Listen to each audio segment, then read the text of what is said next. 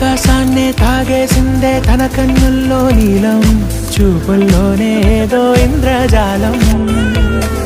బంగారు వానల్లో నిండా ముంచే కాలం, చూస్తామనుకోలేదే నాలాంటోళ్ళం.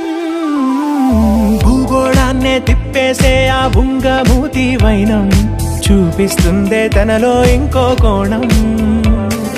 చంగావి చంపల్లో చంగుమంటూ మౌనం, చూస్తూ చూస్తూ తీస్తూ ఉందే ప్రాణం.